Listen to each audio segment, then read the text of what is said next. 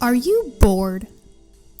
Is the sun too much for your fragile, pale gamer skin? Low on funds thanks to insane gas prices?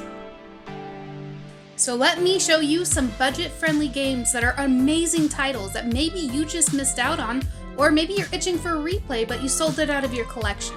So let's talk about the Steam Summer Sale. Big summer blowout?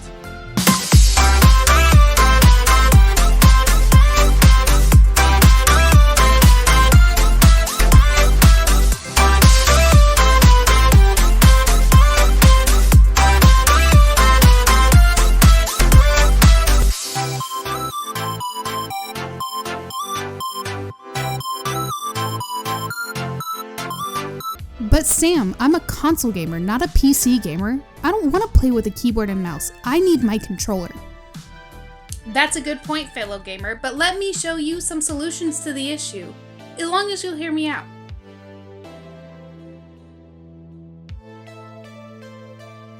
The Steam Link, although discontinued, is a way to link your computer to your TV. Now, your computer is going to be doing the majority of the work.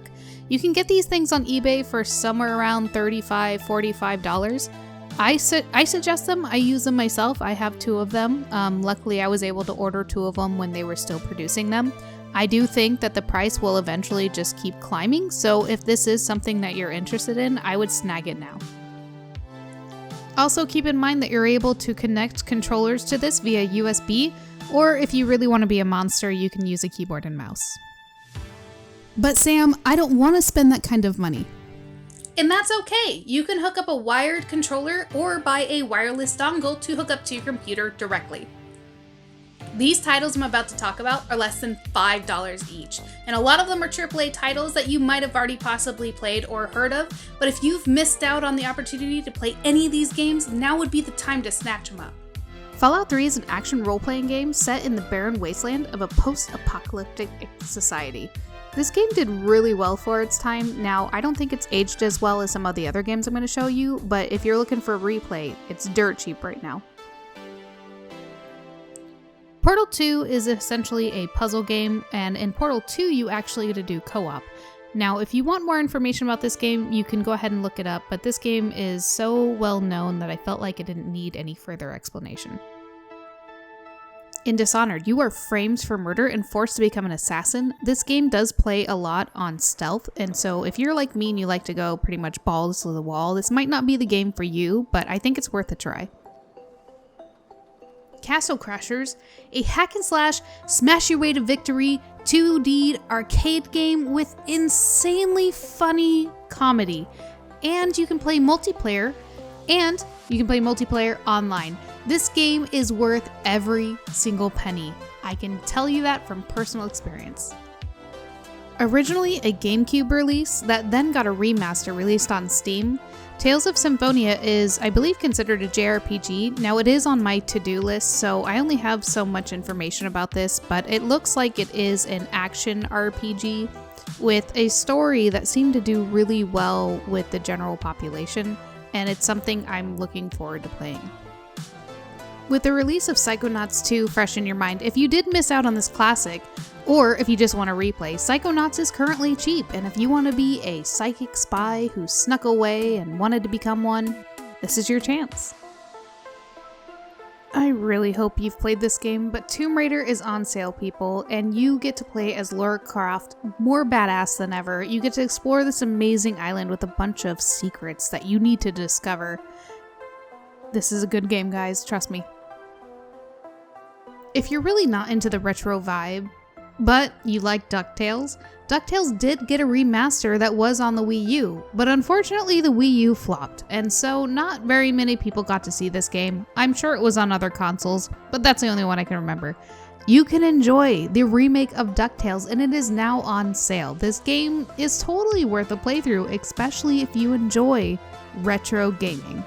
A little bonus for you party people, Panic at the Disco Brandon covered DuckTales. Check it out, it's going to be in the link down below. Games less than $10, still not breaking the bank, and honestly just really good titles. I don't have as many of these as I did for the $5, but here are some additional titles. South Park historically has made some pretty shitty games.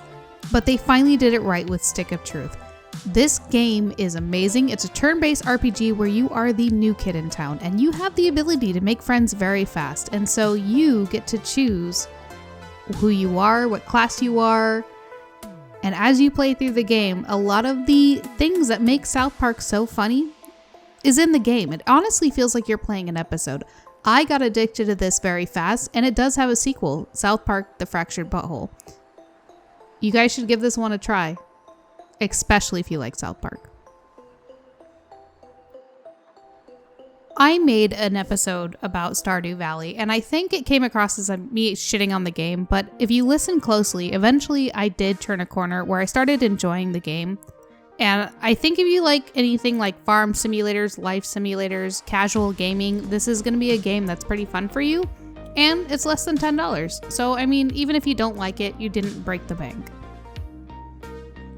If you really want to talk about bang for your buck, Witcher 3 is the game to go to. With its open world RPG, rich with story and atmosphere, this game does not really leave you left wanting more. You will spend so much time on side missions, collecting items, upgrading your skills. I mean, the story in this is insane. If you haven't heard of it already, hopefully you're not living under a rock, but this game is totally worth what you're paying for it right now on Steam. Depth is one of those few games that I can wholeheartedly say I've had the most fun in multiplayer with my friends. You get to play as either divers or sharks, and there are multiple mini games within this awesome game. You collect treasure to be able to upgrade your weapon so that you can fend yourself against a shark. If you're the shark, you get to go attack people, and when you freaking go at them, you just whip them around and, murder them.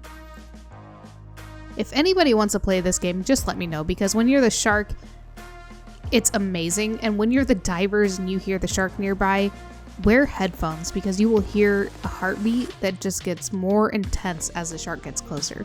It's terrifying.